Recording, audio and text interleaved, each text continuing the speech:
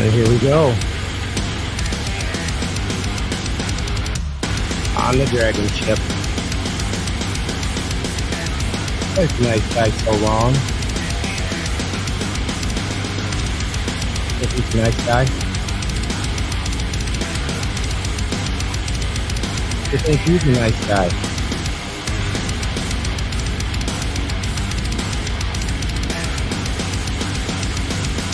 Are these nice guys? Maybe these guys are nice guys. Welcome to the DragonShip, gentlemen. And ladies. All Vikings and ship maidens, welcome.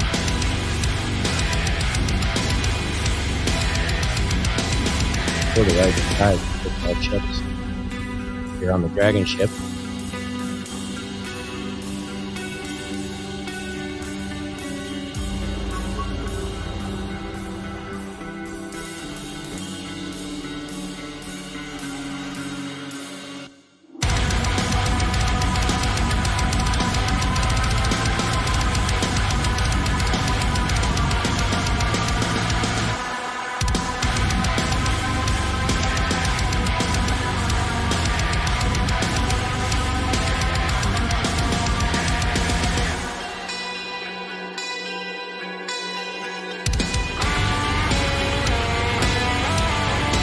Here we are on the DragonShip. No nice guys here.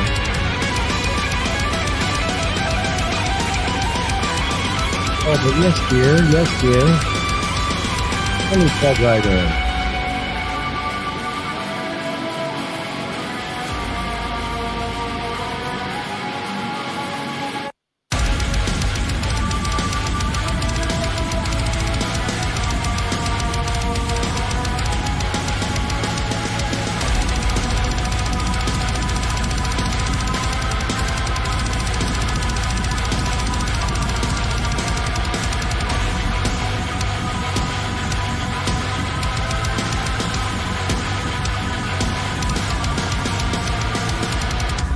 On the board, we're going to set sail soon.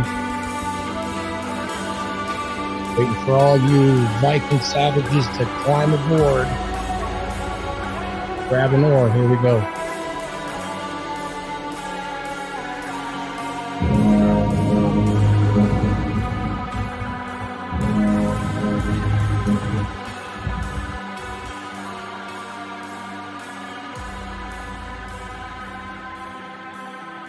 I'm RP Thor, and welcome to the DragonShip.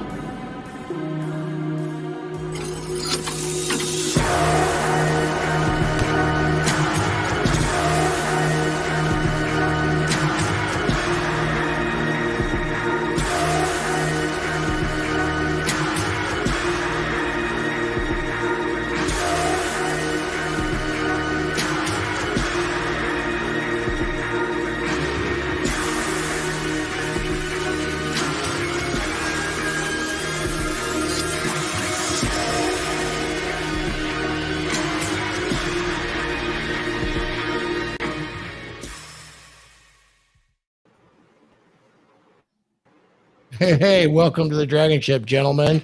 Here we are, you Saturday savages. And for today, what are we going to talk about? Well, why the nice guy is so wrong. A new wave of coming Mr. Nice Guys is approaching. I mean, definitely it's coming. We can see it coming. We've got an attack on the red pill by a lot of these nice guys coming. You can see it all over the internet. We're going to talk about why being the nice guy is so wrong, particularly when it comes to your interpersonal relationships with the ladies. And honestly, with men too. Think of it this way. All of you guys have had relationships with a guy that's just too nice, man. He's just too smiley, too nice in your work and your social life. And it's just, oftentimes guys can pick up on this when it's a man-to-man speaking with other, because men test each other, you know. That's called shit talking. We'll test each other and we'll play with each other. And some of these nice guys, they really reveal themselves to be a little bit manipulative. And I think all of us at one time or another get sucked into this nice guy syndrome. and follow some of the behaviors that these nice guys do. I mean, we end up saying we're givers, we're caretakers, we seek approvals from others, we're conflict avoidant. We say we're always looking to do the right thing and try to be perfect. Make sure we follow every rule, right? Um, some of them actually kind of stifle, their true thoughts. And they're more comfortable being with women than with men. You ever run into guys like that? Sometimes we have a word for those guys in this space, and we can talk about that later.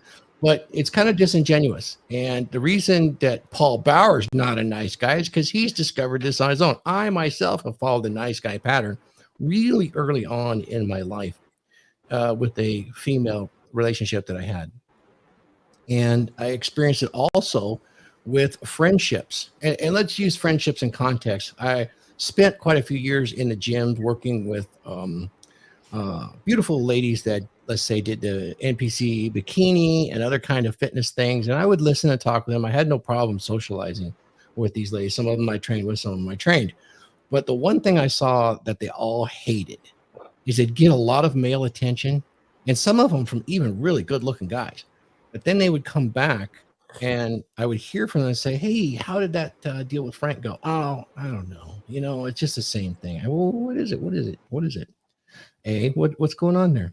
And the girls would always tell me, well, after like the second date, I started getting flowers. He started sending things to me at work, started asking where I was. Could he meet me here? Could he meet me there? Just all extra super nice activities, And I looked at some of this and I realized a lot of thirsty guys do this. What do you guys think? I mean, and it just wasn't one gal. I noticed a lot of gals, as soon as they go on date one or two, the guys would overwhelm them. I would call it love bombing to some extent. And I knew some of these guys, and they thought they were doing everything right. In fact, they were doing what society had taught them to do, to be a gentleman. What do you guys say about that, being nice guys yourselves? Well, recovering nice not guy. a nice guy. I like to say I'm a good man, but I'm a really bad boy now that I know I'm not a nice man. I look at it. I look at this sort of thing like it's very much like alcoholism. It's an actual syndrome. And in Dr. Robert Glover's No More Mr. Nice Guy book, that's really what he talks about in there, is that the concept of nice guy syndrome. And so I look at it like it's a never ending piece of work that you're always working on yourself to try to unwind that programming. And you got to sort of just take it day by day. But man, I got to talk about nice guy behavior. I often talk about red pill chick on my channel. Yeah. And I dated red pill chick for like about 4.5 years. And the entire time I dated her, I would buy her flowers every month. And I would have it sent to her work so that all the other girls would be jealous. So I would get the brownie points, and largely it was approval seeking behavior. It was covert contract type stuff. I didn't realize what I was doing. I thought I was doing the right thing. That's what girls like. They like being lavished with flowers and chocolates and stuff. And in hindsight, I realized that it meant nothing at the end of the day. I mean, it was might have been nice in the moment, but longevity wise, it was meaningless. So yeah, you kind of got programmed too. I think Dr. Glover, did he coin nice guy syndrome? Yeah. Yeah, that's what I thought too. That's his thing. And, when did that book come out? In fact, we're recommending it as one of our reading tomes that is a must, and that's No More Mr. Nice Guy. Of course, all of other Robert Glover's books, very insightful in this, and it's absolutely true. I mean, it's the Disney fantasy manifest, so to speak, right? I mean, think of it. I've done a few of these things too. It's like, okay, what do I do to make sure this woman sees me as her best romantic option? So I choose the Disney option, right? And the Disney option we have discovered as adult men is kind of the absolute opposite of how women view the romantic guy that really gives them the tingle. And I heard you say the brownie point. You're given the brownie point. I'll never forget. If you don't mind, I'll tell a story about brownie points. I had this big argument with an older gentleman back in the day when I was a power lineman riding on a service crew, and he was telling me all about the brownie point system, and he taught me that because I didn't know it. But he said with the women, there's always a brownie point system, and you have to earn these brownie points. And he was following this nice guy path. No shit. And you could earn all the brownie points, or in some cases, there was a star that would go on the refrigerator next to the kids. And you could earn all of them at once, but if there was one off shit, it takes all the brownie points away. Mm-hmm. That's because the brownie point system and the star system is meant for kids. And when you start doing that, you end up just becoming a child to her that she's mothering. And in many ways, that's just tiring and brutal to be have a relationship like that. Would you agree? 100%. And a lot of women even describe it as that. Oh, there's all these man children walking around. They It's do, like don't they're they? not wrong. They're not wrong. Yeah, I know it.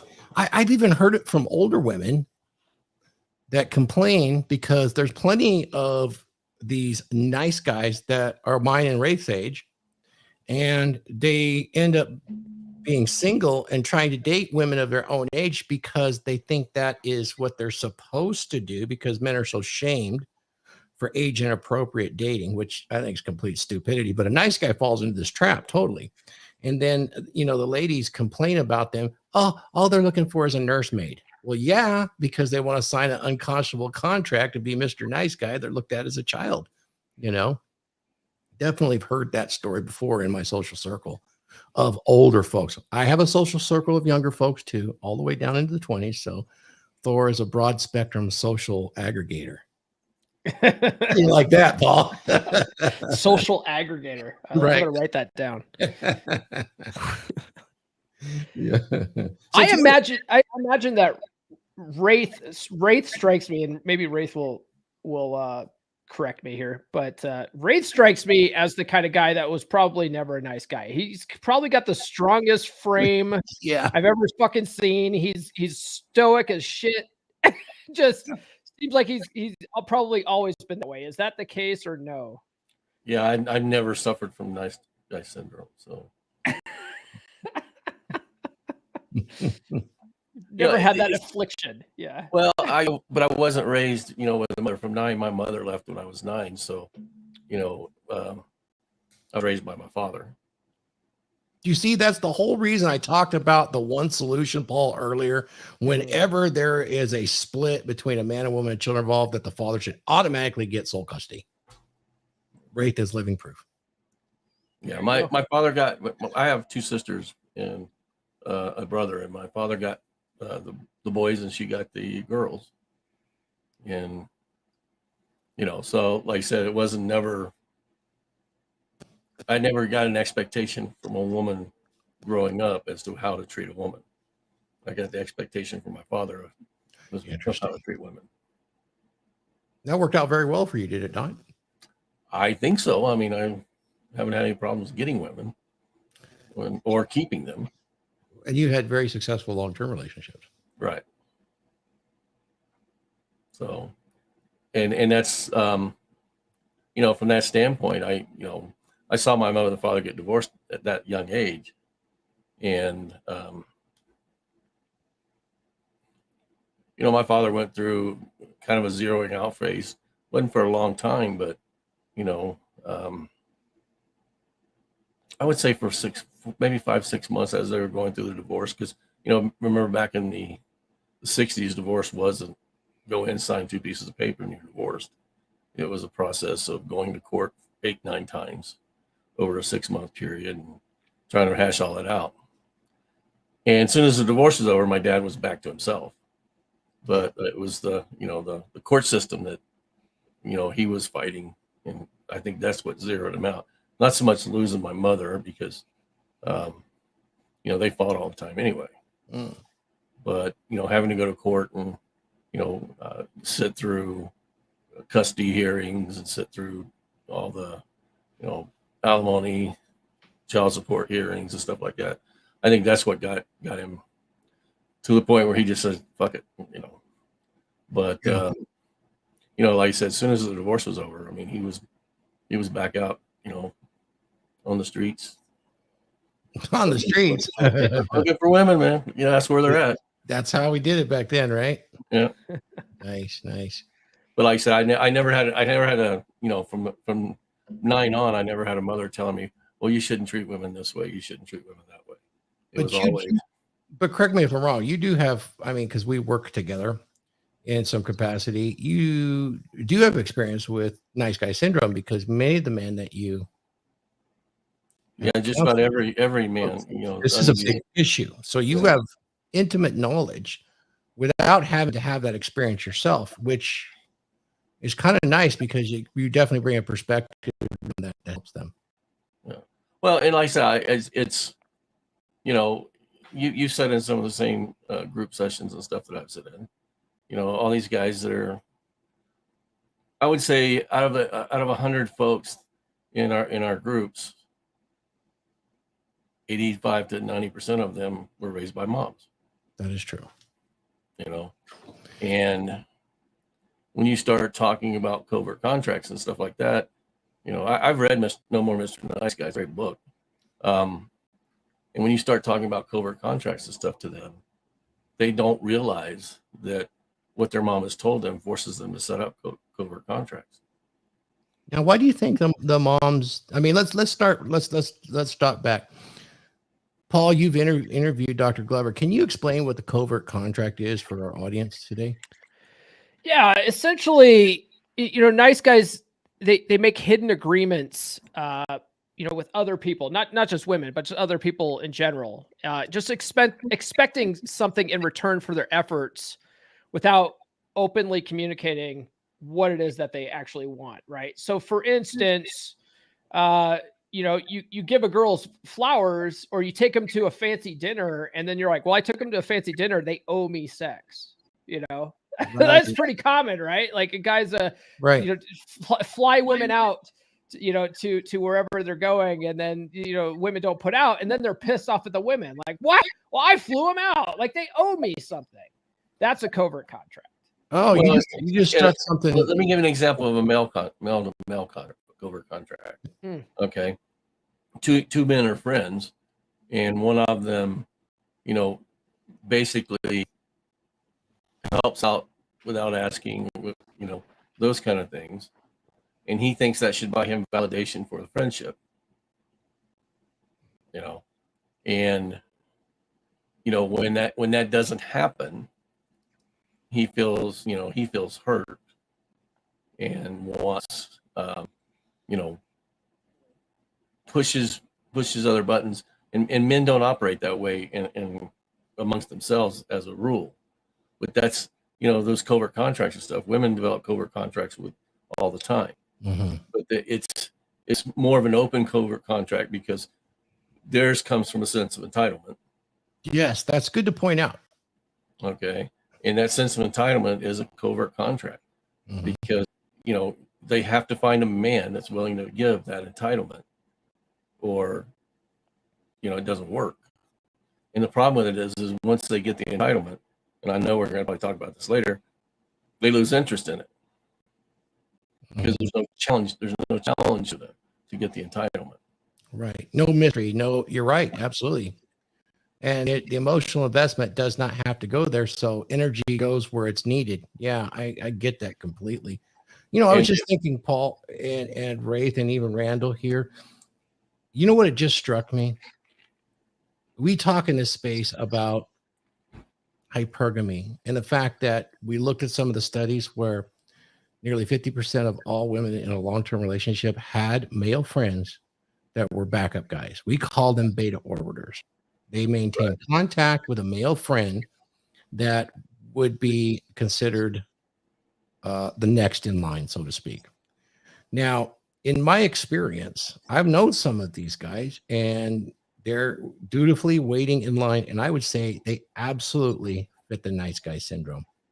Almost to the T, everyone I've ever seen that is waiting for his chance has fit that damn thing. Yeah. You ever thought of it like that? Yeah, they're doing all this nice stuff, basically waiting for an opportunity, which by itself is a covert contract, right? Mhm. Right. But the funny thing is, doing that type of behavior is not generally attractive to women, because if it were, these guys wouldn't be the backup guys. They would be her first choice. Right. You know what I mean? That's true. That's true. So Well, they end up being a plan B for her. I'm going to defend women here a second. Yeah, Okay. do it. Wait, what? We Yeah. don't do that. Whammy. But it's not the individual woman. It's they get fed the same information, you know, and that's an expectation they have, and they're also told that's what they should be attracted to. But instinctually, they're not attracted to it. So Yeah, there's some of that. That's for sure. you know, so they're trying to fulfill, you know, on a social norm or a social construct. They're trying to fulfill their part of that Disney story too. I want to be the princess because the prince is going to be the guy that loves me, cares for me, you know, does, you know, he becomes my, you know, my everything, my servant in life, you know. And then, you know, when they get into the bedroom, that's not attractive. We got a couple. It works both ways. The whole Disney persona damages women as much as it does men. It's like the black pill and the MGTOW guys that complain to women when they're like, we can't find any good men, and they're like, they're all in your friend zone, lady, and like they're shaming her into, oh, you should be liking these losers. It's the same thing to me as, you know, women saying, oh, you should like a woman at any size. You know, Right. It's like, no, like we're just not attracted to that. And the same thing goes for women. Yeah, you're absolutely right, Ray. Yeah, they get served up. If you look at it, it's really two types of entitlement. All right. Women get served up that they're entitled to a man that's going to do all that stuff for them, and also empower them at the same time. Okay. Men get served up that, hey, those covert contracts are okay because that's going to be how you get a woman, and then you can serve her and empower her. It's a shittier deal for men, but it's the same shitty deal that women are getting because they're not happy in those relationships either. Yeah. And society reinforces it to a certain extent that this is how you do it. And sometimes you can see some successes around it initially. Right. But I mean, you know, if you look at it, and I'm to the point where I'm going to say long-term relationships are more than 5 years now. Because yeah, I'm kind of wondering something about that. Most people can sustain that for about 5 years, you know. And you know, when you and I were growing up, Thor, it was about 7 years. You get the 7-year itch. Yeah, they're getting the itch at 3 and 4 years now. That's my girl. Welcome, nurse chick. We appreciate it. Hey, guys, I got a couple of questions here that are really, really valid. I would like to get before we leave unconscionable contracts. You know, we sure appreciate when you guys send the super chats in, because honestly, when you guys do that, you support this content, and these are solely supported by your contributions. Really, as a monetized channel, we don't get anything because we never get advertisers that agree we're advertiser friendly. So there you go. Now, Theodore Wesson says, what is an example of a woman-to-woman covert contract? Well, have a shot at it, guys. What do you think? It's that the ugly chick and the pretty chick, the ugly chick running around with the pretty girl. Yep. And what does she tell the ugly girl? She tells the ugly girl, you know, you're beautiful. I'm gonna, you know, all these men aren't here just for me. They're there for you.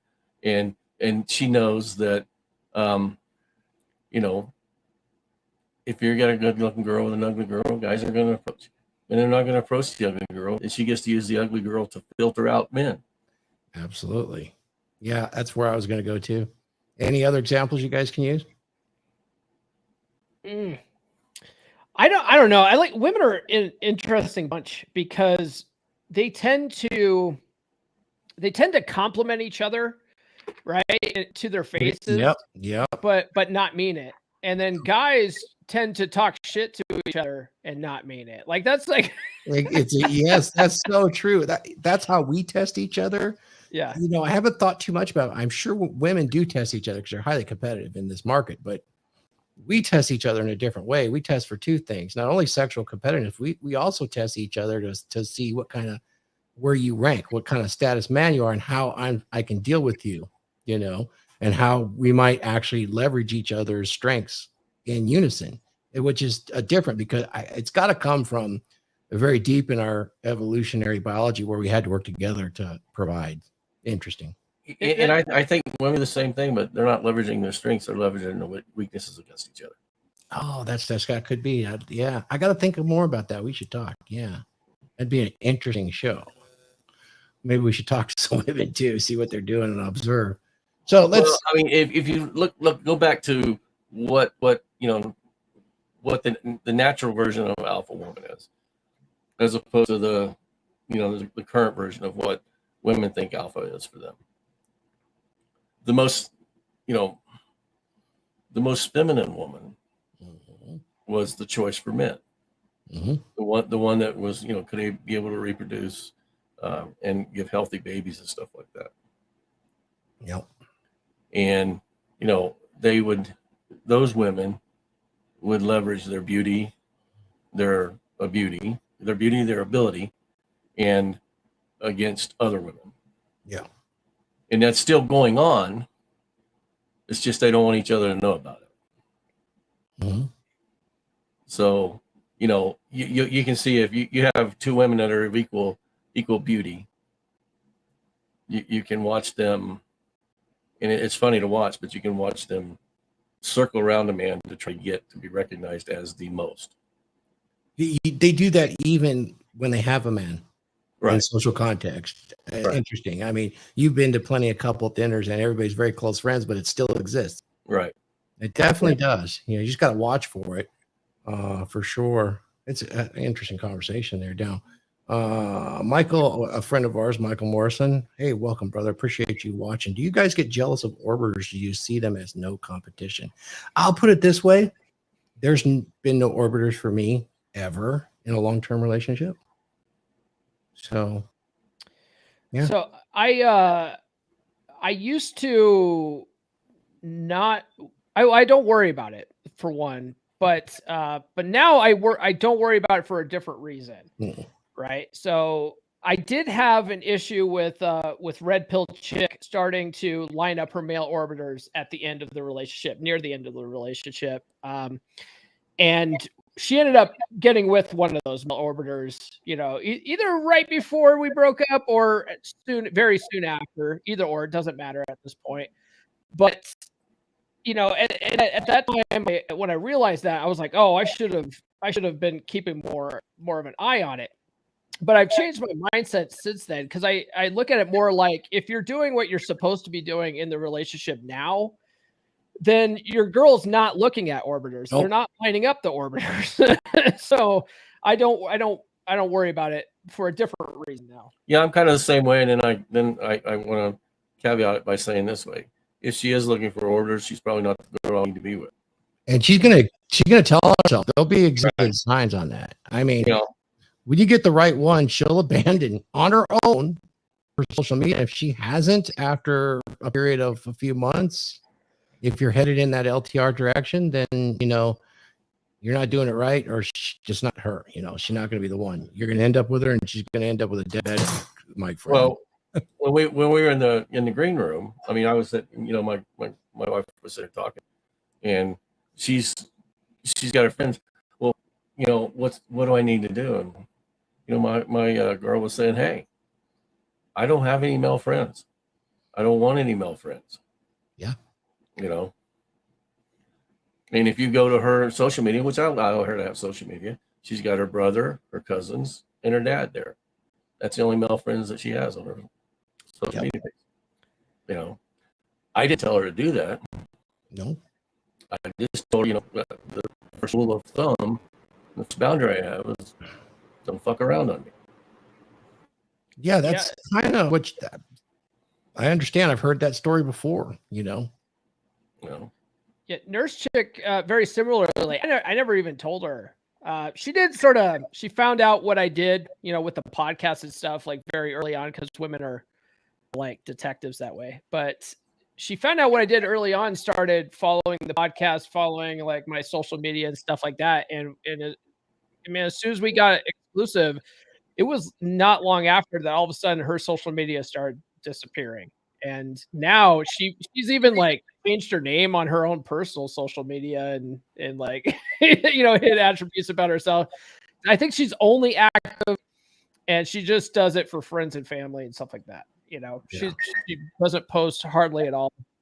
I didn't even ask her to do any of that, and I didn't even set it up like, hey, this is my boundary either. She just decided to do that all on her own, which is really cool. It's amazing to witness, is it not? Because when you're doing that, you are firing on all cylinders from, kind of your red pill awareness and what you've employed, in intersexual relationship and dynamics that's working. And it's giving her much comfort in knowing that she has secured the guy she wants to be with. It's always about high that value insecurity. man. Yeah, exactly. Let's get to a super chat, guys. Remember, all these channels are strictly funded for you. And on the Dragon Ship, we often say it's a rising tide that lifts all ships, and we are that rising tide. And every one of the panel members here has their own channel. We're streaming to those channels. If you can see it fit to throw in a super chat and ask a question, it is sincerely appreciated. Or if you just want to see your stuff on screen, we're happy to do that. If you're a member of any of our channels and we see you come up and ask a question, of course, channel members, if you wanted to join the membership, it's a very reasonable way to get extra content. Also on my channel, you can get even more content and behind the scenes. If you're one of those members and you want to go ahead and contribute on screen, go ahead and post it. We can answer your questions there as well. So we're going to bring up a dung is fun. Thank you for the super chat. I believe this came in on one of the other channels, but I don't have a sound drop, but I will give you a sound drop anyway. Number one cause of divorce is marriage. That's undisputable. Of course. We got folks calling in from Japan in the chats right now saying hi. Our buddy Danny Arnold is in there throwing yo. Yes. And you know what? I'm going to do a get well to our master at arms, Glenn Lawrence. And he's out and a little under the weather. I think he's taking lessons from Wraith or something. You guys get well. You got to stop burning the candle at both ends. So, hey, I started working out again this week. So, that's, you're ahead of me. I've been on quite the hiatus and I'm starting to really deflate. So we got to get it back together. That's for sure. Soon. I mean, you got to see the missus. She's doing a little better. So I'll have a little bit of time to start accomplishing those goals soon. But right now I'm buried. But we're getting there. We're getting there, guys. Yeah, this nice guy thing, I think we're all trained for it. And like when I experience it, I always seem to experience it right up front, not with my long terms, but with that acquiring of a woman. I did that Disney thing early on, over talk, overcommit. Overcommit's a big deal. Seems like when you're that nice guy, you really overcommit and do too much with that expectation. And yeah, you're right. That expectation it's all about the poon, isn't it there? Hey, Paul, it's all about the poon. You don't start out overcommitting. Okay. It's the dynamics of the nice guy relationship. All right. The more that you give, the more she expects. That's true. Okay.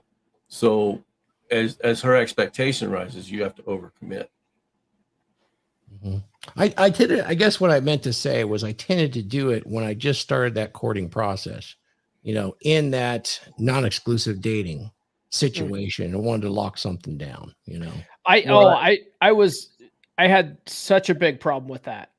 Because when I found myself back on the dating circuit after Red Pill Chick, I was in shape. So I was able to get dates.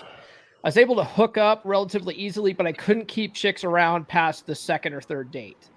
And that's really what led me down this path of trying to figure out what the fuck I was doing wrong and led me to No More Mr. Nice Guy, stuff like that. What I found was that I was really trying to push for a relationship, trying to lock a chick down, when I just met her, and then it wasn't until I finally learned that no, it's actually the woman's natural instinct to want to lock a man down that is more of a successful strategy, because when you try to lock a woman down, she's just like it goes against all of her feminine nature.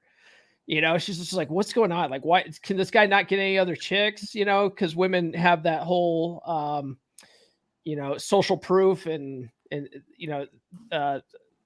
competition that they need. And if you're to try to lock her down, it just tells her, hey, you no other chicks are out there, you have no other options, and it's a huge turnoff for them. And it's a lot of it's subconscious too.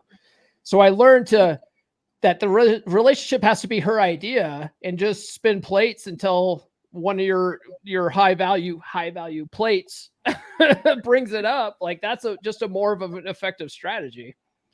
Yeah, no doubt about it. Yeah, I did struggle with that early on, but it kind of seemed to resolve itself when I entered into real long-term relationships. But yeah, definitely see this as a problem. It is not good to be the nice guy. You're really plugging into those contracts that you plug in cause a lot of resentment. And when you have that kind of resentment, you tend to manipulate more and more to try to get them fulfilled. At least that was my takeaway. And I see that, definitely with the guys that are raised by single moms more and more. Why do you suppose that is? What is it about being raised as a young man by a single mom because I see more on that side than when they're raised by two parents family? Why do I see that nice guy? Is it that I'm gonna, speculate here? Is it because that the single mom is trying to raise the man that she would idolize and want to have for herself? Is there something subconscious about that? Ray, do you ever ponder that question? Yeah, I think it's natural that single moms or women of men that have left them, they want men with no boundaries. And if they want men with no boundaries, they train their sons not to have boundaries. Mm-hmm. They train their sons, they train their sons to be used. And, how does that go? Well, you look through mothers, with young men, and as the young men grow into men, mothers aren't looking for a man of their own. They start developing the need to have that young man take care of them. Mm-hmm. So if you're a single mom and you're teaching your son boundaries, he's going to start developing understanding that it's not his responsibility, and that his life in his 20s, 30s, and early 40s is not to care for her. When he's in his 50s and she's in her 70s and 80s, maybe. But at the time when he should be out, with in the world experiencing women and developing those relationships on his own, he's so tied to the relationship he has because she's made him an enabler to her needs, and that subjugates any needs that he has. I've seen that play out in real life too, with young apprentices that I had were living with mom still. I mean, literally. And it absolutely impaired their ability socially with other females. There was some kind of, at the end of those, the relationships I've had experience with and seeing firsthand, there was some sort of dependency there, and even some guilt on the young man's side. Well, you can see it in a child that's born into a relationship where there is a mother and father, but the father doesn't meet the needs of the mother. She's going to find somebody to meet those needs. That's where the mama boy syndrome comes from. Mama boy syndrome. Okay. And what happens is the father allows that to happen because he doesn't have to worry about her. Yeah. He doesn't have to deal with her craziness or whatever. And I'm not saying all women are crazy, but there's things that happen in a relationship, and fathers, you do no service to your sons if you stay in those relationships, and you subjugate him to having to fulfill your responsibilities and obligations. Mm-hmm. You're better off leaving the relationship, taking the boy with you, and raising the boy. Yeah. Or start holding up inside the relationship and showing him that his responsibilities are first off to himself and then to the family. Because if you don't have any responsibility to yourself, you're never going to be able to develop a character that pushes forward, a character that has the confidence to go out in the world, a character that has the confidence to even think that they have value. One of the biggest problems when you're dealing with young men that were raised by young women, they feel they have no value. And if you talk to a family, if you could find one that has a mother and father, and the father's absent in the relationship, even though he's living in the house, those young men lack value because their fathers haven't told them the value they have. Their father hasn't allowed them to exhibit the value they have. Would you think that holds true though with the young men that are nice guys, but not so much with the young ladies? Because society really does pedestalize them, and we got this glut. I mean, you can see it exhibit everywhere of young ladies that really don't understand their social standing, even on the sexual marketplace. They kind of get lied to by society as a whole on what their value is. I'm just Well, society right now tells them that they have the same value as a man. and it's everything. It is the ultimate 10. You are a 10. Right. In reality, we got 49ers going on. And the thing that I find funny is women have a hierarchy of beauty within their own ranks that they recognize. All right. And they have a hierarchy of beauty or attraction for men. But they're told that that's okay. But it's not okay for men to have any hierarchy of, beauty, sexuality, attraction, any of that. That's very common in our society today. We call that femcentricity. Right. And that's been prevalent for a very long time. So, like I said, in society right now, we tell women you are the value. And you ultimately are the judge and jury of what value is. I think intrinsically they know that, and they don't like to say it or admit it because it's unflattering, but their primary agency is their sexuality, and this is just an extension of it. Would you agree?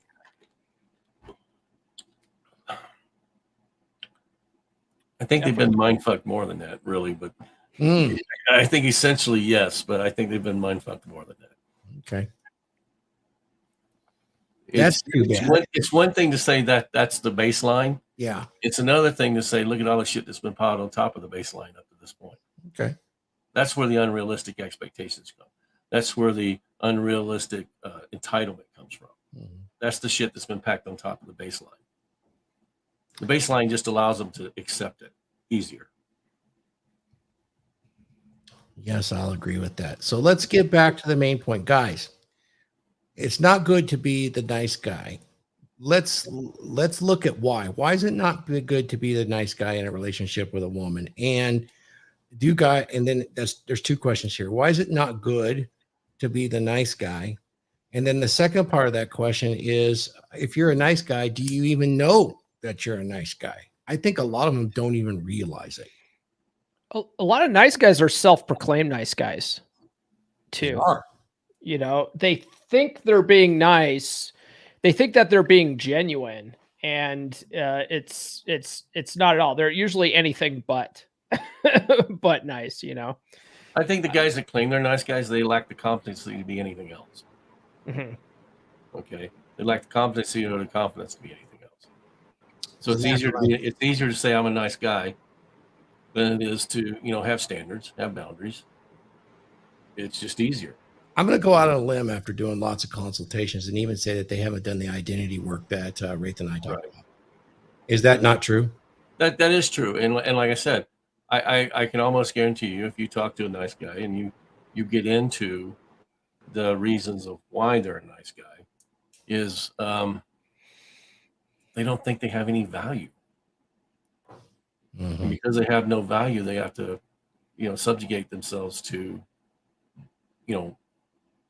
duty work, help, those kind of things. Yeah. Okay, I gotta call this. GL, if you're well enough to send a super chat, GL, you could come on, can't you? Thanks, GL. We appreciate you. Get well for sure, guys. Super chats. Once again, super chats help fund this. They help maintain it because it's not free for us to come do this. All of us are professionals outside of this. You'll see a lot of guys that do this for a living. This is kind of passion of ours, and guys that do this of a passion do it differently. They do it from the passion inside their soul, for they believe in it and we're convicted. That's very different. You don't see us doing the debates. You don't see us doing too much of anything that's going to get too flashy. It's just good information that needs to get out there, and that information will live on. When you guys do a super chat, it helps support that. And of course, we could get much more if we wanted to do some real controversial stuff. But I think we've lived a long time, and most of us are very fulfilled in our lives, and it's more about the information than the sensationalism here. We do appreciate the super chats. It helps us pay the expenses so that we can take the time out and do this kind of content and engage in a conversation with those of you that are watching our channels. And there's probably close to 100 of you when you spread across all the channels. Each one of us has one of those oars in the DragonShip, and we're going to pull it forward. So thank you for the super chats, Glenn. Thank you. Get well. Back to this whole issue. I do think it's a much larger identity crisis because young men are not being fed what it is to have an identity and become authentic in your masculinity. I think that's a huge issue. And Wraith, you and I have definitely written on this and spoke on this quite a bit in the Men's Empowerment Network and beyond. And we see it with our clients. Huge need for this. And you could see it across the YouTubosphere. I mean, there's guys from Tim Pool down to Valuetainment. They're talking about it because it is at a crisis level, actually. And it'd be interesting to see it play out beyond this new election year. It's sensational right now, but what are you guys' thoughts? Well, I want to make a, and I'm not going to single who said it out, but when you talk about single mothers, you need to understand something. All right. And what happens with their sons? It's less about being maliciously vindictive about making them that way.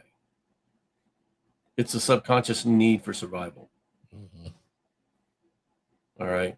Single moms do what they do out of the subconscious need of survival. It's not they didn't sit down and say, well, their father's gone, I'm going to make him, my provider for the rest of his life and stuff like that. It's a subconscious need.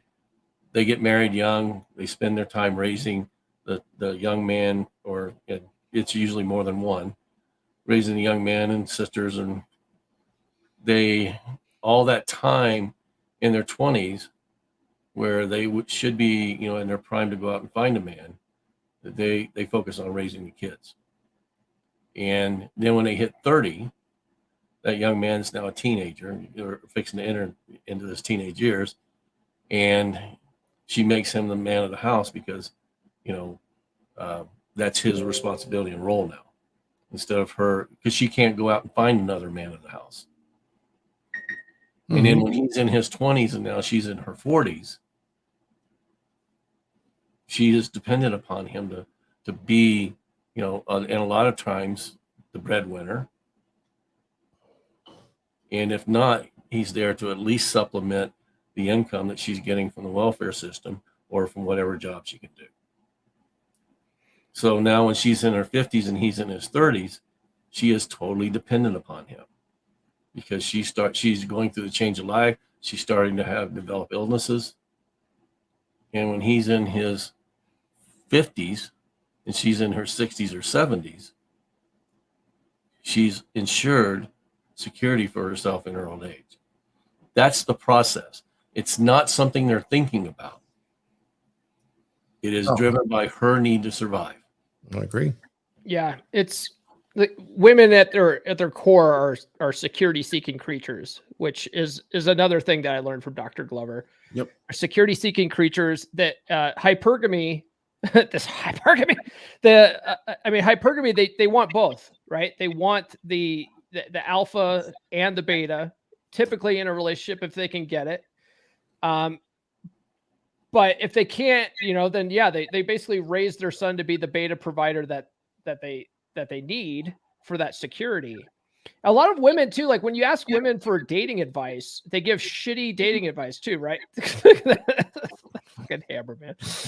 That they give guys shitty dating advice too, because you ask a woman what they want, and a lot of times women default to the security answer, right? Oh, I want a guy that is vulnerable, a guy that provides and all this stuff, and they're really giving you the answer from a guy who's been in a relationship with her long term, but they never give you the answer of what makes you sexually attracted to them, because a lot of times they don't think about that. A lot of the times their sexual attraction is subconscious as well.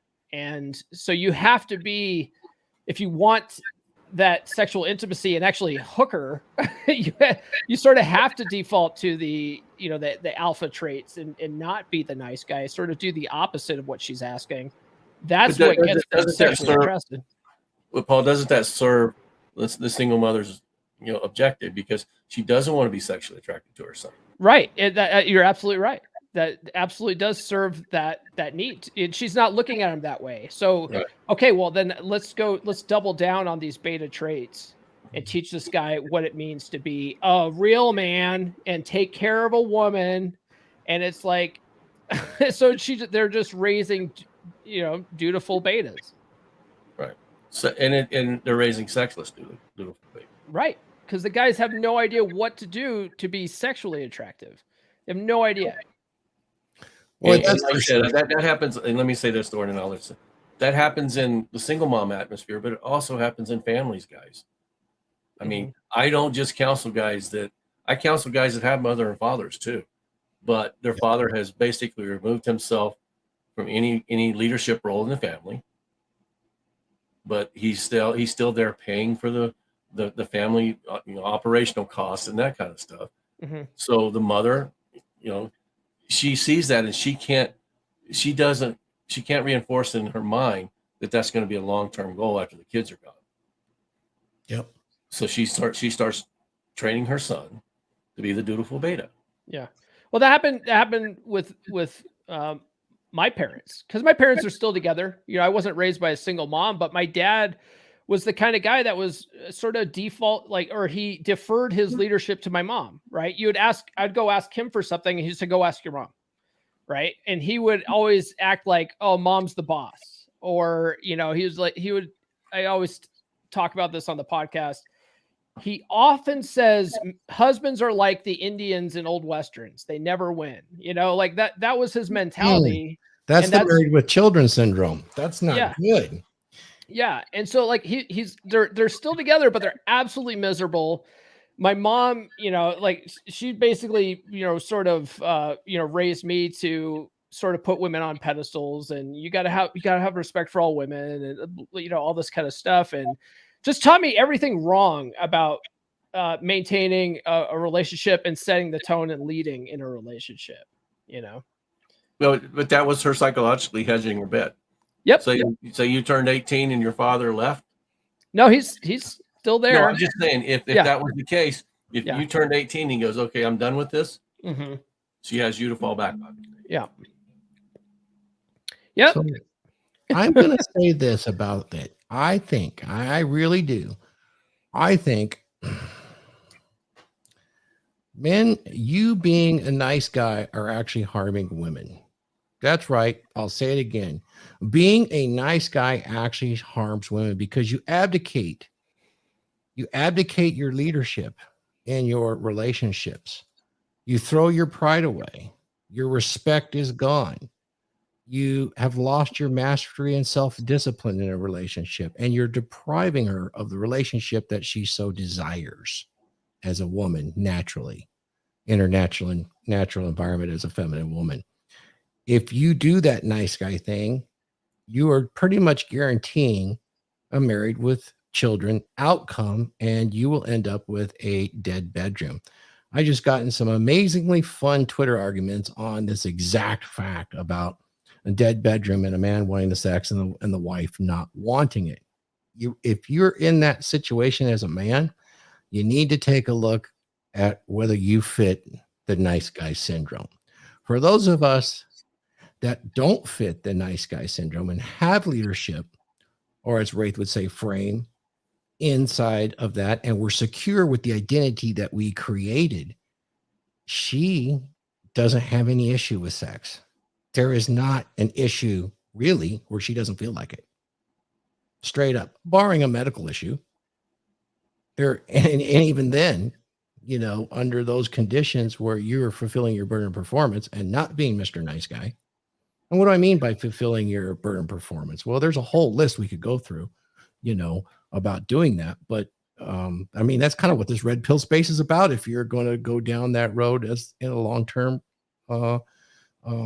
a relationship, being red pill aware definitely equips you with what you need to not be the nice guy and suffer a dead bedroom and have the kind of relationship that's more than just happiness, because happiness is fleeting. Absolutely is. Happiness is the little external validations that give you the happiness, but you know what? Fulfillment lasts, and it can last a lifetime. So yeah, that's where we end up with. So being Mr. Nice Guy is not a good outcome. You end up plugging into and giving away your authority as a man. Anyways, that was kind of a long monologue, but Wraith, take it. I'm glad you used the word fulfillment instead of contentment. No, fulfillment. Yeah, that's important. Words mean things, Wraith. Right. It frustrates the hell out of me. Yeah. When these modern people use it in different ways. Right. So many guys usually think of contentment. No. Contentment means it's a static state. Yeah. Okay. Fulfillment is not static. It's flexible. Mm-hmm. Because sometimes you're going to be fulfilled, and fulfillment means that it can be lost, and that you're going to have to seek fulfillment again. Mm-hmm. Just like happiness. Yep. Happiness is not a constant state. Nope. Happiness is the ability to have a rest from struggle and sorrow. Nice guys make happiness a goal. Right. It's like the difference between discipline and motivation. Right. No. And like I said, so our viewers can know. That's the biggest problem we have in society right now. We're trying to make words fit how we want them to fit and feel, as opposed to what they really mean. Oh yes, let's define high value men. Jesus. I don't know what that is, so I'm going to let it go. It's just the example that's recently cropped itself up as every single person assigns a human value to it other than what the context of its use actually was. Which is, it's one of those words that would strike that into emotional people. It triggers enough emotion. It sounds like value. It must mean human value. Oh my God. It's not the context it was used in. There was a guy that was on Just Pro Things. I don't know his name. He answered exactly how I would. In that context, it was strictly in use for sexual market value. And in that context, that value is determined by the market because it's a value. Guy brilliantly broke it down. I'm like, that's what it was. Anything else, you put your own emotions into it and equated it to human value. Well, if I think you use the term, six-figure earner, great body, all that stuff. Kevin Samuel's definition, yeah. Right. We're allowing women to make that definition. Yes, that's correct. They're determining the value of the market. Right. And I think he used the example like, look, I have a house. I have this beautiful ranch house, and I live on this ranch. It's worth $1 billion to me. That's the value I pegged on it. You see, right. I'm going to ask $1 billion for it. Do you think the market will give that to me for my 2,700 square foot house in California? Well, maybe in California, $1 billion. Okay, 10 billion. No, the market is going to go, Thor. No, it's not worth that. The market determines the value. Women need to understand that, the value of a man is finding one that'll put up with you. Same thing with women. Yeah. It's a cardinal rule. Yeah. And I get tired of hearing, women say, I'm not going to settle. Everybody settles. Okay. It's just what you're willing to settle for. Yeah. And you know what? I would like to say, let me pose this to you, Wraith. Rather than saying settle, it's what you can achieve with someone to garner some fulfillment. You can Right. But, you don't have to. When they say settle, I guess there Such a is some negative connotation. yeah, because this is the perennial argument that these young folks have been trained to do. Is like, I don't cook, I don't clean, I don't do this, I don't do that. I actually counsel a couple that had a problem over taking the trash out, and they would let it spill over onto the freaking floor. This is just talking to my ex-wife, or this is grown adult shit. If you see it, take it out. What the hell? And so is cooking, so is cleaning. If it needs to be done, you're a grown ass adult. Why is this even an argument? My ex-wife, it's funny that the trash thing. It's so funny. Settle. I was just having this conversation with my kids about it because my daughter's 18 now. Yeah. She's starting to notice certain things about her mom that I would never bring up. I don't bring this stuff up. But before you go there, I want you to go there with that. But the reason I brought it up, just to preface it, is I brought it up in the context of settle, because a lot of the girls we see in our space that come in and talk about not settling because I don't clean, I don't cook. That's not what that is. Anyway, go ahead, Paul. Yeah. So, but my ex-wife used to have this concept of man chores versus women chores. Right? Like cooking and cleaning, she didn't necessarily have a problem with because that was a woman chore. But taking the trash out, now that was a man chore, and she would absolutely fucking refuse to do it. And so she would just let the trash just pile up. And then instead of pulling the bag out and even just setting it to the side and putting a new liner in, she would hang a bag from the cabinet. And I would come in, I'd come home from work after being at work for 11 hours. I come in and the trash is overflowing, and then there's a new bag just hanging here. And I'm like, what the fuck is this? The trash can is literally like a walk through the garage. You can't counsel you? No. Oh my God. So, but my kids now, she still does that. And she expects my kids to take it out. And it's a hangover from the 60s when, trash pickup wasn't every week. It was about every 2 weeks, maybe sometimes a month. And a lot of people used to go in and burn their trash and stuff. We'd take it to them. Yeah. But to go out and burn the trash, you had to fight off the maggots and stuff that had developed in the trash can for a month. It's nasty. So I could see where women didn't want to do that, and that became a man's job. But I mean, let's face it, you've got a trash can that gets emptied twice a week to every week now. All you gotta do is carry the shit to to your front door, basically. Correct. It's like normal household stuff is grown adult territory. Right. And Wraith, you and I have witnessed this, where some of the younger gals, you look at their cars and you look at who's teaching them this. This is normal adult stuff. This is looking at someone that is a preteen in their maturity of just taking care of normal duties when trash is piled to here in the car and clothes are. It's just one of those things where you got to consider you might be entering into a potential dating and relationship with someone that's probably actually in their daily routine acting like a preteen adolescent.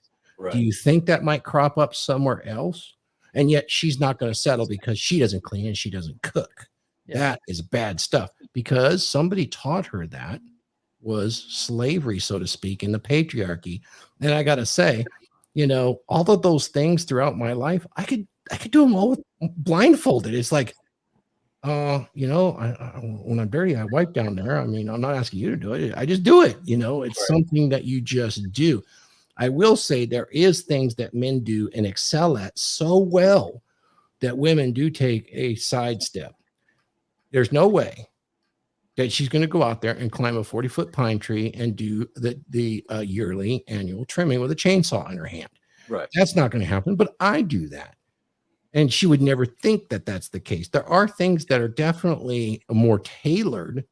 Guess what? She's very good at mending the clothes. I mean, we don't do that so much anymore, but when kids were little, they run through those knees all the time. We got to repair the clothes. It's a much better thing than just buying new all the time. I don't know if you guys went through that at your age, but I know Wraith would. You make do with the best you have, and it's not really a big deal. You just do it because it makes sense to do so. It's being frugal and being smart about your survival. Yeah, and I think that a lot of that has to do with the modern day materialism. I mean, it's easier to throw a pair of pants away, or and go buy another one than it is to sit and spend 10 minutes mending a seam. Yes, and if you have those resources, I would agree with that. I was just using it as a colloquial. No, but I'm just saying, I think it's even those people that don't have resources are doing that. Yeah, because they see that as borrow the money. Yep, yeah. Credit card it. Sure. Right. So, but like I said, it's just way too many people have this understanding that the supply, and I agree with with what a lot of people say. The ability to wealth is unlimited. That doesn't mean we should strive for unlimited wealth and then try to spend it all at the same time too. Right. Because wealth also offers you advantages, and some of those advantages, may feed the philanthropic side of you, and you could use the wealth to help there. Or it could go into fuel a passion that you have to make, and that passion may make the world a better place. But we don't think, the majority of people these days don't think about those things. They're not trying to be contributing to society. They're only trying to take from society. All right. We've developed and it shows in every part of their personalities. All right. Young people today, that's why the entitlement for women is so high. And if you look at men feel entitled now too. And you do. Well, that brings up a good point. When you and I were growing up, your dad didn't say, "Hey, you're entitled to a job. You go out and earn a job." Earn it. Your dad didn't say, "Hey, you're entitled to a wife. Go out and make something of yourself and earn a wife." And we did do that. We earned the wife. We made things of ourselves. We took care of ourselves. We put ourselves in financial situations where we could afford to have someone living with us. Mm-hmm. Now, we didn't go to her and say, "I earned you," because we wanted to have selection. But we did something with our lives to make us valuable so that we could have the choices. These people don't have to worry about choices. The choices are there. We've created a society of nothing but choices. And we'd say, you're entitled to those choices. We have done that to ourselves for sure. No, we have, and I think when you see, one of the things that drives nice guy syndrome is, with your mom telling you this is the woman you should be going for, you also start developing an entitlement for that. Yeah.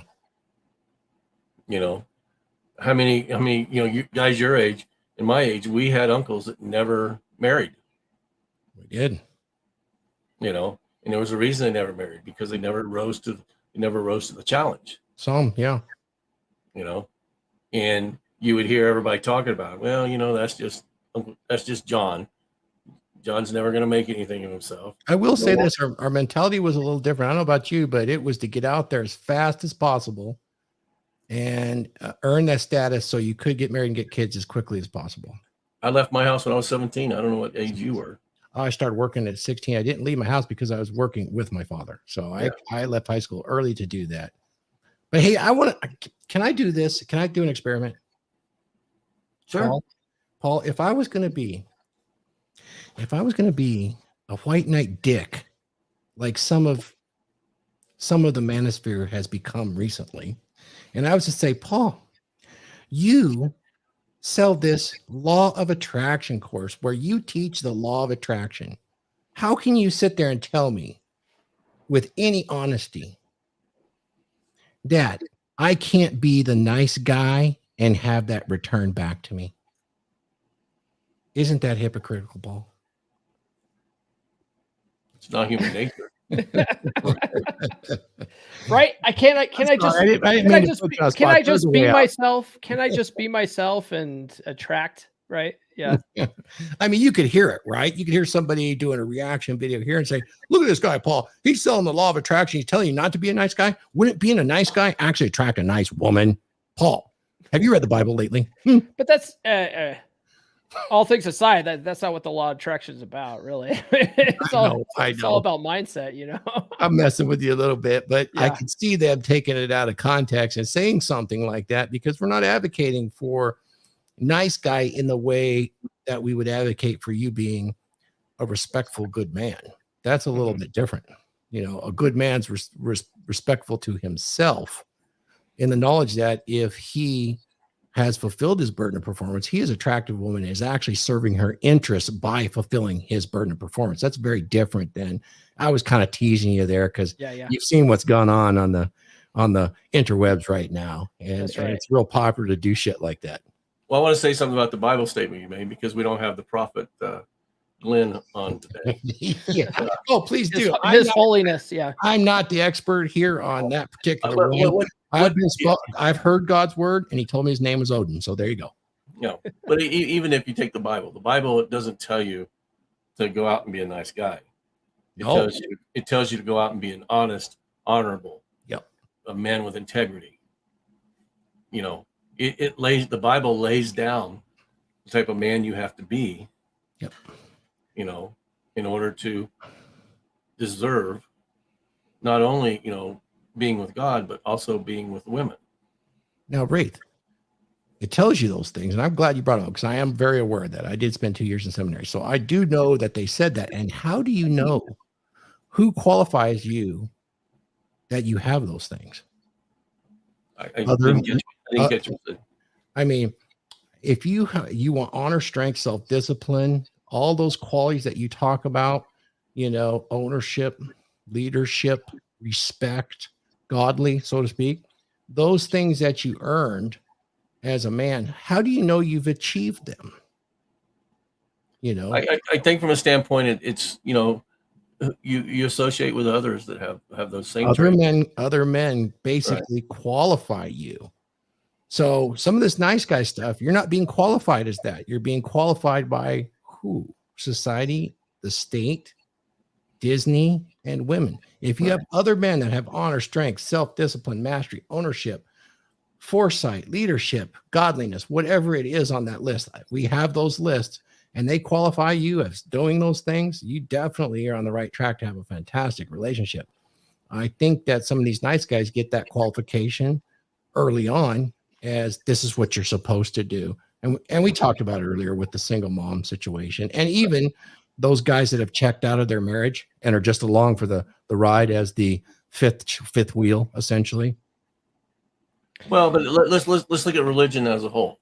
Okay, it doesn't matter what religion, and you know, let's take Satanism out of that. But even the old religion, which you say you practice, it requires honor, integrity, all those things.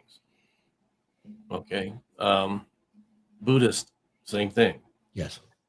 Okay, it's any religion is basically a set down text of, you know, how to be a good person. Mm-hmm. Okay, the problem is a good person doesn't allow people to walk on them either. Yeah, that's a really good point too, Wraith, because a lot of people hear this when you say, what, like I have a shirt, you know, it says not a nice guy. People like, they think in like a black and white extremes, right? They're like, oh, well, you're telling me to be an absolute dick? No, you can be a good person and set boundaries and not be a doormat and still, you know, and still not be a nice guy, you know? You know, I think I'm a good person. Not a nice guy. Yeah. You know, I think I'm a good person, but, you know, in the same instance, I also have the don't fuck with me belief. You know, don't tread on me. Come and take it. I got my sign up there somewhere. I know you do. I love it, man. But you know, like I said, it's that, and when you talk about nice guys, and you start dealing with them, you understand they don't have honesty. They don't have integrity. It is a bit dishonest because of the covert contract. I'm expecting an exchange in value that I perceive that I haven't explicitly laid out in the form of boundaries per se, or an expectation. I think that's why women get really frustrated too. And they come, you know, because guys come up with this unexpected, and I'll say it. I actually have a different view on it, but you know, guys in a dating environment have the 3-date rule. And I came out of a good place. Really did. Well, women are onto this now. And, we can get into that conversation some other time, but there's a bit of a covert contract going on there. Right. There is. Just in stating that. I mean, I don't have a 3-date rule, No. I've dated. Oh, I did. It worked very well. Well, but it was more of a boundary for me as opposed to a covert contract, though. Yeah, but you hear women talk about it, and there's and even men talk about it. They expect sex. I don't expect shit. But that's different because some men do. There's even men in our community expecting sex on the first date. I have never expected sex until I was in a relationship. Now, if it happened before that, fine. But there was no expectation. And that's the thing. Yes. I don't go out and try to predetermine the outcome. I think that's crucial difference in nice guy syndrome, because I will agree with that. Now, where sex comes into dating, I have a whole different philosophy on that. I think it's super, super important to the health of a long-term relationship and should be determined relatively early. Don't waste your time. And in today's environment, you could screen pretty quickly, but unfortunately with these guys getting so good on the computer stuff I'll ask Paul, because you coach on this. Is it really possible to screen properly using these devices, or you have to go beyond that, right? It's going to take a little longer for something other than just sex. You only really truly get to know someone in person. Yeah. That's really what it comes down to. And you don't really know someone's true nature. At least for the first 6 months to a year of dating someone too, because most people are on their best behavior for the first 6 months to a year. So, there's a lot of these guys that go rushing into moving in with chicks after 6 months of dating. It's like, dude, you don't even know who she is at this point. Yeah. And like I said, I think, if you're going to have a long distance relationship, or you're going to start that way, you better be doing some heavy duty FaceTiming until you get the first meeting. All right. Heavy duty face sitting. Oh, you said FaceTime. FaceTiming. My mind. Yeah. There's a lot of people that highly recommend, like I recommend getting to a date quickly, especially if you're using dating apps, right? Don't waste a lot of time on the dating app. Set the date quickly and then meet in person as quick as possible.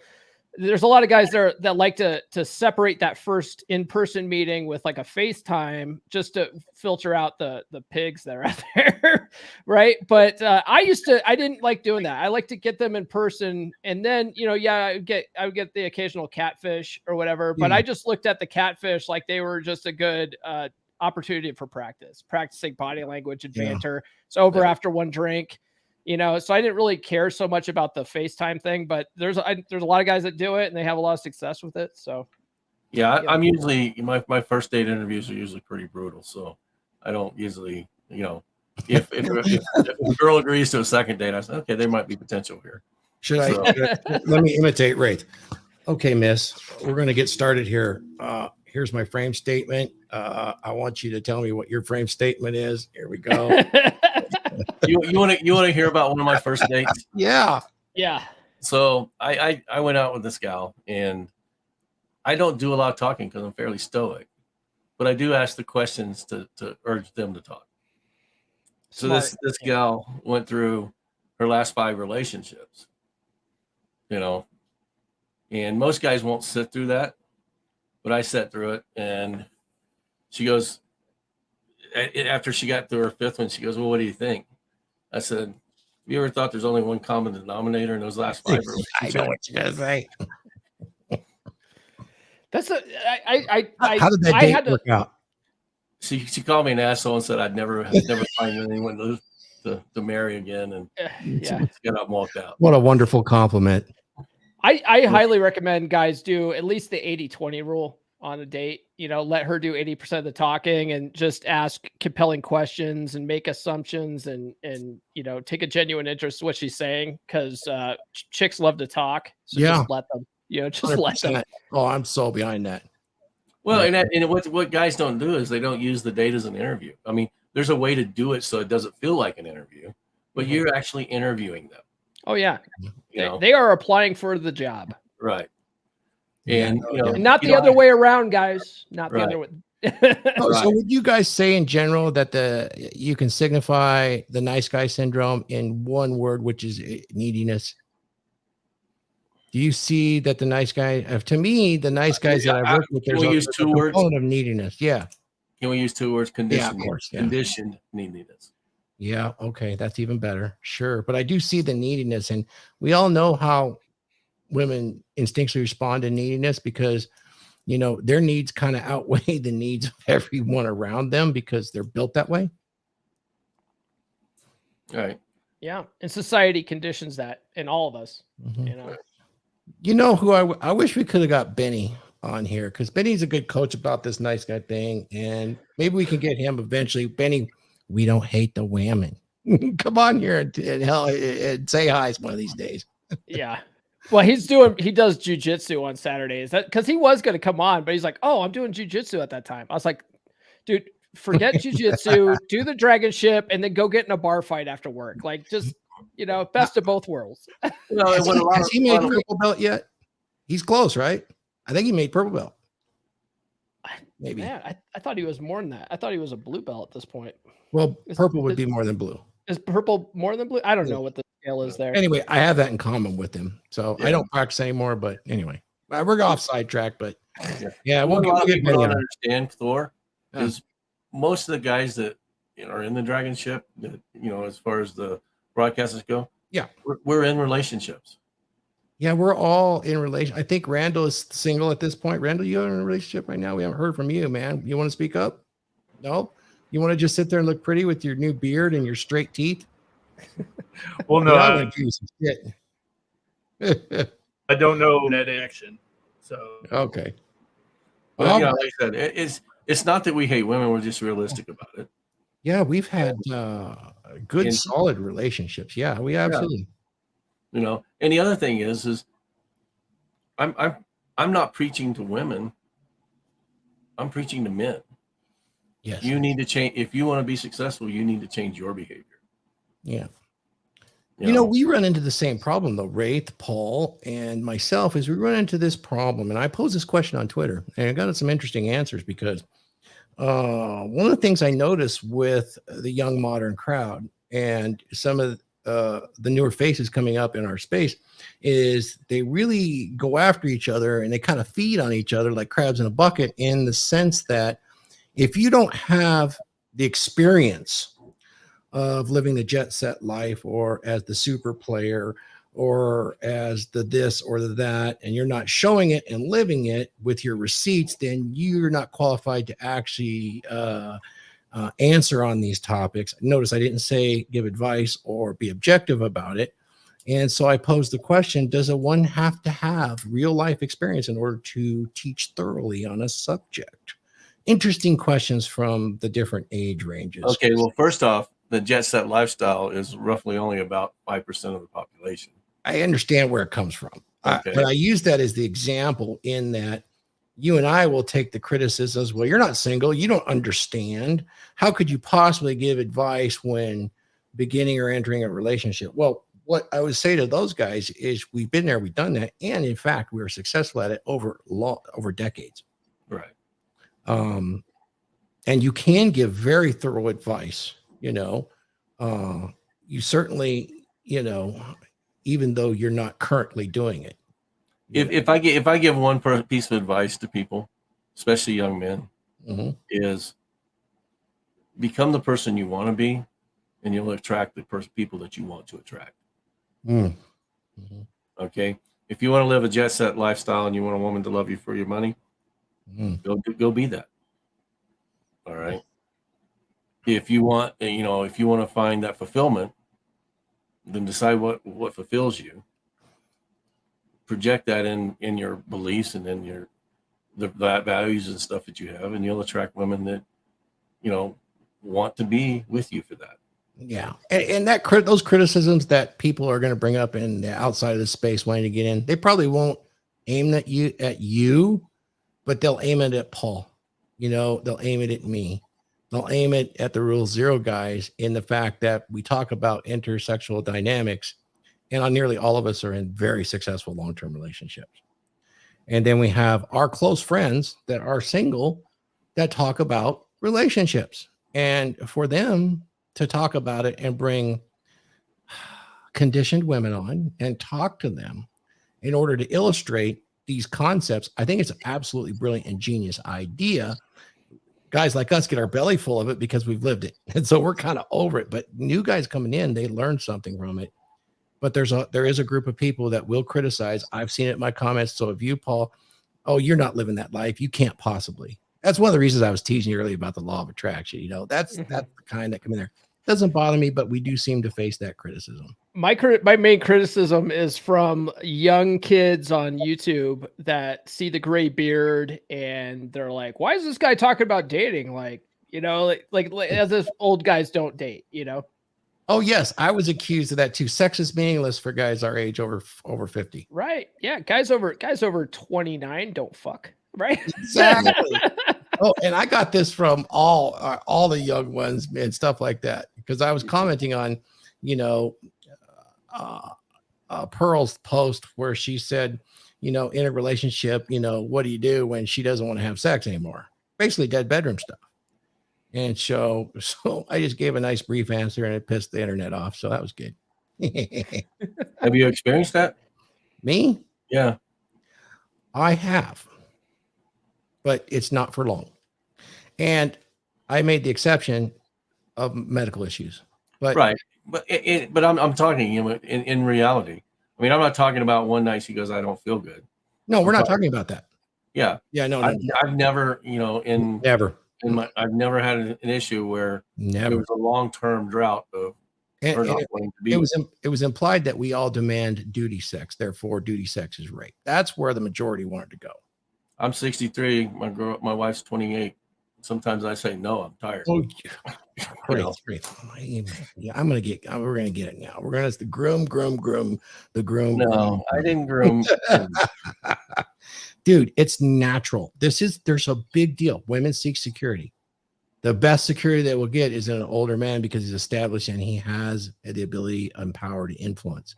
It's the ultimate, and history has shown it. When a woman reaches sexual maturity, she needs to secure. The best way to do it's through age, and it's always been that way. Always. Yeah, I mean, we had a conversation about that the other day. I said, you know, you got to understand something. Relatively, it's only been the last 80 years that laws have been changed, so that the legal age to marry was 13. That's correct. You know, because the marriage has always been financial security for families. Yes, it is. Now, am I interested in 13-year-olds? No, I'm not. Right. But all I'm saying is and she's a grown-ass woman and she's attractive and she is, and basically your ride or die chick. She'll do what it takes and be very fulfilled with living inside of your boundary or your frame. Right. You know, and like I said, I mean, I've had that with, you know, 2 wives that were relatively my age. I've had it with girlfriends that were relatively my age. Yep. And now, you know, this one, she's just younger. Yeah. And I'll tell you this, there's been times where I was a little frisky and amorous. Right. And the wife was not quite there. Wait, shall we say? what? And so, you know, I was kind of like parading around the house with this, you know, kind of going, and she wasn't having any of it. But as my wife, she did, and we had some of the best possible sex ever. And she would admit to you that in some cases when she didn't quite feel like it, and we were caring of each other and took the time and the interest, and these are rare circumstances, it was some of the most amazing bonding experiences of our lives. And why would you women want to miss out on something like that if you're with the man you want to be with? So that was kind of my point with the tweet, you know. Well, and like I say, you know, with this girl now, she chased me. I didn't chase her. You know, she's like, I really want to get to know you. I said, yeah, okay, whatever. That's masculine, all right. Chasing you. No. Well, it's just, you know, she saw something in me that she wanted to. And they will. They'll definitely they'll crawl over broken glass to get to you. It's an amazing thing. And it's beautiful. It's a beautiful thing. Right. And it is for her too. Is she not fulfilled? This people that criticize those, it drives me. It does kind of irritate me because they don't know, but they're so convicted and they think, you know, they know better for your circumstance, which they never will, you know. You know, Do you not know what you went through as a man in your life. I mean, your dedication and loyalty, you know, you didn't divorce. Right. You stuck through the thick and the thin and the hell. And you had 2 wives leave you and pass. Right. And here we are. And, you know, God bless you. I mean, that's an amazing thing that you can do. And that's one of the things I tried to say in the tweet, you know, why, if you're having a dead bedroom, why would you deprive that woman of the sheer fulfillment of being with the man that gets her in a spot where she is so excited to be with him that there is no refusal. There is no dead bedroom. She cannot wait for the next intimate moment. Why would you deprive that woman of that beauty and that intimacy? Let her go if you have a dead bedroom. You know, and you know, to be honest with you, I mean, I'm going to talk about my relationship a little bit, but you know, there is a large age gap, and I've told her, I says, at any point where this isn't appealing to you, tell me. Mm-hmm. That's very fair. You know, you don't have to be here as I get old. That's not, you know, it is what it is right now. Oh, I love that. And I bet it hasn't been a single issue between the two of you at all. No, not at all. Just her jealousy of other women. Of course, because she knows what she has. And that's what I meant with that tweet when I said, you know what? You should give that woman the opportunity to find that man that she can do that and not have to withhold sex as a tool. Right. Because that the beauty of that kind of relationship misses most women. They don't get that because they've essentially stuck with a nice guy. And here you go. But yeah, like I've worked with her, I said, you know, there's a reason for jealousy, and you know, reserve it for when you need it. You know, and hey, Jay, what are you implying? Are you implying something about age and fucking?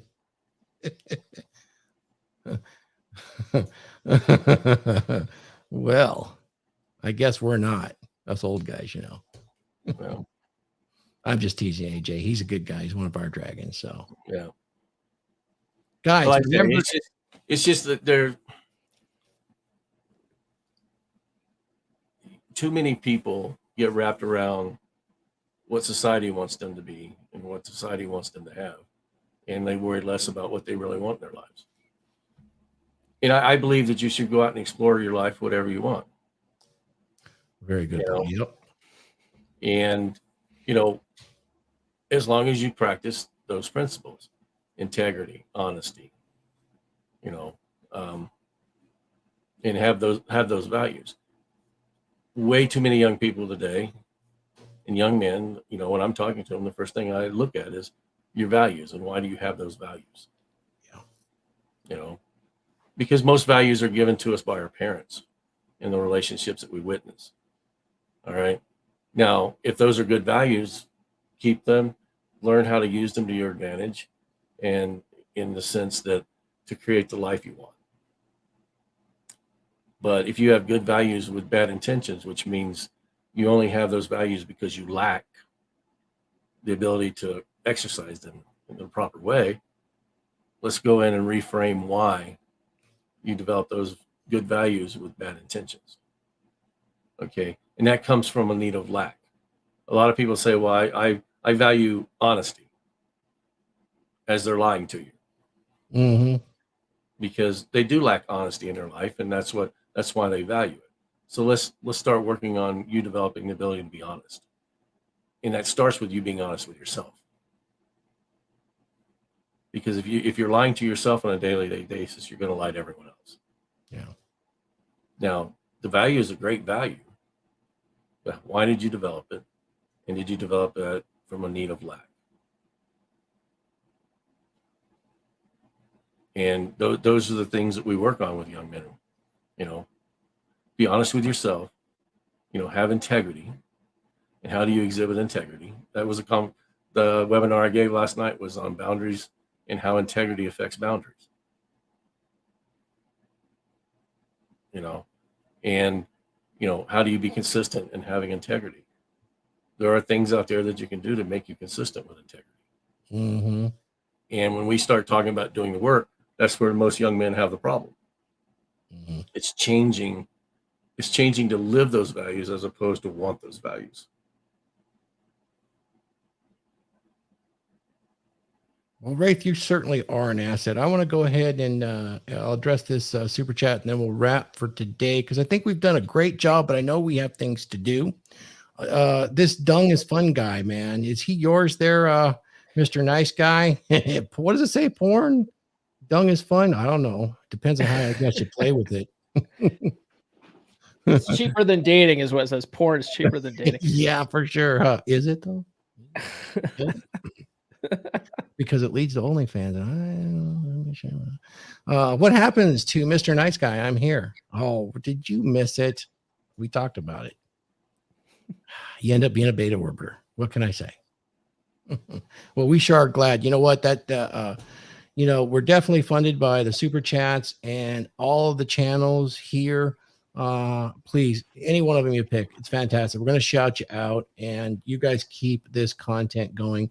Each one of the men here does this out of a passion, and doing this out of a passion, it's nice to be able to fund our basic expenses doing this, because we're passionate about sharing the knowledge that we've all earned, and we've earned through blood, sweat, and tears in our own lives. So thank you again.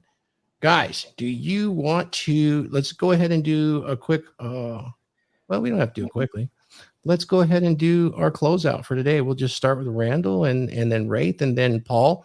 I want to hit you because we want to make sure that you get your merch and your upcoming program out, and I'll go after that, and then I'll lead us out. Okay. So, All right, sounds good. Randall, what you got, buddy? I know you've had an internet connection days have been kind of quiet, looking all pretty. Yeah, I think he's froze, brother. Oh no, you got to fix this, Randall. I don't know the internet. It's like I reset the modem and it still is, the issue's continuing. Yeah, But, and we guys, had an issue with internet earlier on Rule 02 for a minute. So Maybe turn your camera off and then just do audio yeah, for the closeout. Is that better? for the guys is it's okay to be kind. It's okay to be friendly. But when we talk about being nice, that's taking Randall, a step their own way. Randall, we're not getting you. We appreciate that, but we'll have to kind of work on that so we can all hear. Okay. Thanks, Randall. Randall has a lot of good things to say. We're going to get it worked out because we want to hear what you have to say, Randall. And we appreciate you taking care of things for us behind the scenes. So I'm going to plug him up. You can find him at Talon the Titan on IG. And I recommend everybody go over there and follow our good friend Talon the Titan over there. Skull, my brother. And Wraith, man, tell us what you're working on. You got to work out this week, and you're finally getting that health back in order, man. We were really worried about you, and we were glad to have you back aboard the DragonShip, the anchor that you are. Yeah, like I said, I'm back in full swing, back in the gym, and trying to get healthier. Let's see, what am I doing right now? I'm working with John's group, the MLD's group, the Men Empowerment Network. I'm doing webinars this year for him again.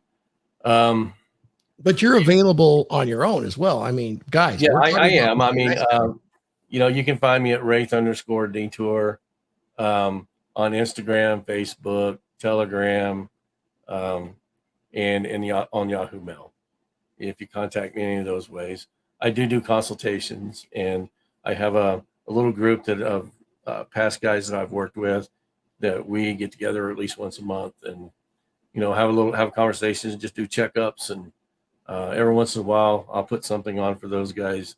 Try to do that about every other month. I think this next coming one we're going to do a hypnosis.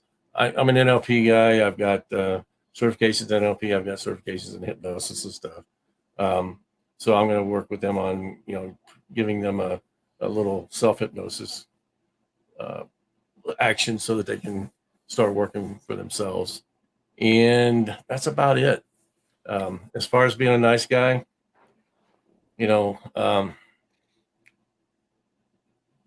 I think you're a nice guy. I like to hope I'm a good man. Exactly.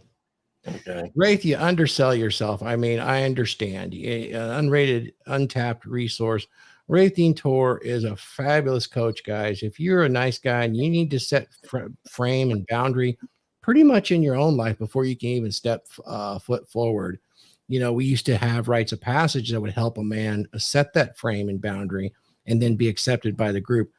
Wraith's an expert in this. He does career counseling as well and leadership counseling, which is his career. And he's very good at this, very experienced. He is still actively working today. So I would express everybody to reach out there. And if it's something you need, it's money well spent. You're not going to get a coach like this everywhere. Everybody else has an interest in this. He has a passion for this. And I'll say that about you, Wraith. And yes, you're probably a good man, but a really bad boy. Paul Bauer, my good friend, and DragonShip co-host. I want to hear about your course. Tell me about what you're doing, and you've had the biggest experience with this nice guy thing. I mean, you lived it. You talked to the man who wrote the syndrome, and take it away, my friend. Yeah. So, well, let's see here. Let's take a step back. I am a recovering nice guy. It took me a long time to get to that. I think reading Dr. Glover's book, No More Mr. Nice Guy, was probably the first book I read in this space. And it's a life-changing book. So you guys out there that think that you're the way to get women is to be the nice guy, you're actually not setting yourself apart at all. That's not how you get women at all. And you need to learn how to not be nice, but still be good. And then going to my course, the Law of Attraction course, the funny thing is that I used the Law of Attraction to get Dr. Glover on my show. I put out the year that I got him on the show, I put out an intention that I'm going to get Dr. Robert Glover on my podcast. I had no idea how I was going to do it. I just knew that I wanted to talk to him. And so, the Law of Attraction works. If you work it, a lot of people think of it as kind of woo-woo magic, but really it's more, if you break it down into the psychological explanation, which I do in my course, it's really about just focusing your mind on a goal so much that your subconsciously just start coming up with ideas on how to make that a reality, because that's what your subconscious will do for you. So if you want to learn how to do that, definitely check out my course. I think Thor's going to play a commercial for that.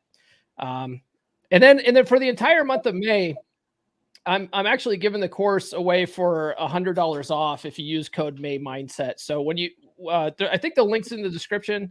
Thor's probably going to drop his link in the chat too. But it's in the description. Yeah. Tell me how we can get your course again. Well, that'll be embedded in the video. We can get that. It's also in the description down below. Mm-hmm.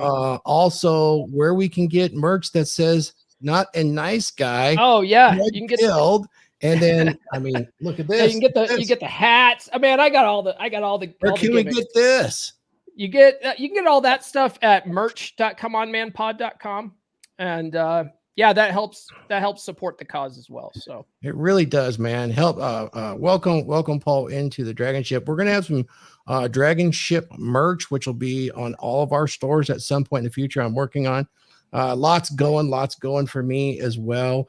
Lots of things in the fire, but also as far as the merch is concerned, you can get merch like this, Rule 02. You can get Power Lineman merch. You can see right there, that's a hat with all that artwork on it. And one of my favorite things from the merch store is this notebook right here. This is the complete Rule Zero rule list in which you can find out all the rules in Rule Zero. And it's secret, but you can get it here and you can get it on the store that you'll find in the description for Red Pill Thor. And here they are. There's the rules right there. All of them. You guys seeing that? Rule Zero, you get it? So we're kind of making fun of that, but you know what? You can always find us, guys. Please subscribe. Consider joining the membership. It's really important that you guys can come in and actually be very interactive with us. Let me check the chat one more time and see what's going on. I saw a super chat come in, and I want to acknowledge that, guys. Oh, good Lord. One of our good friends here. I have to play both. So before we get out of here today, we're going to Warhorn Danny Arnold.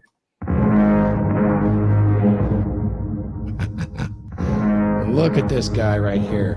We love it. Danny Arnold with the 1999. That was a damn good show.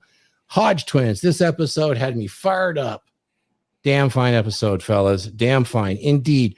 I love this place and the brothers of mine. Love it in here.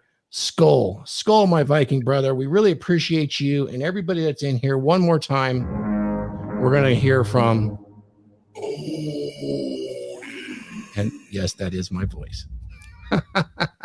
So let's hide that current one. And I'm going to fire you guys out today on a couple of incredible, beautiful, high quality advertisements from our sponsors. We're going to hear from Paul Bauer. We're going to hear from the Dad You Never Had. And then finally from the Dragons membership, which, by the way, Paul Bauer, Randall, and Ray Thantier are exclusive members of the DragonShip monthly mastermind meeting, which is exclusive to this group here. And it's completely uncensored, open to men only, unfortunately, at this time that want to work on these issues in particularly. So with that, guys, going to see you next time, and Skull. Are you struggling to find a good quality woman? They are very rare indeed these days. If you spend any time at all watching content in the men's podcast space, or you spend time on dating apps or going out to clubs, you're seeing low quality, promiscuous women. You're finding women with daddy issues and personality disorders, or a myriad of other red flags, and you are frustrated. I get it, brother, but what if I were to tell you that the reason why you're only seeing these types of women is because of your mindset, because of your paradigm? We get what we focus on in life, and you have trained your mind to focus on the type of women that you don't want. So those are the types of women that keep showing up for you again and again. Let's change that mindset today. If you're a guy looking to attract high-quality, submissive women into your life, then I've got the perfect solution for you. And let me tell you, brother, it's all about mindset. That's right, you've got to reprogram your thinking to focus on the type of women you do want. That's where my Practical Law of Attraction course comes in. It's packed with proven psychology-based techniques that will help you manifest your dream woman. Trust me, you won't find this stuff anywhere else. Explained in such a simple, easy-to-use way. And let me tell you, when you start using these methods, you'll be amazed at how quickly things start changing for you. Picture this, you're out on the town, feeling confident and magnetic. All the women are drawn to you like moths to a flame. And best of all, you're attracting the type of women that are submissive and high quality. It's not that they weren't there before, it's that you weren't aware of them before. My course will teach you how to be more hyper-aware of the kind of women that you actually want. It will teach you to believe that you're the most attractive man around. And when you believe it, you'll carry yourself that way. So what are you waiting for? The link's in the description. Start living the life you've always dreamed of. Don't miss out on this opportunity to up your game and find the woman of your dreams. The law of attraction is nothing without action. So what are you waiting for? Act now.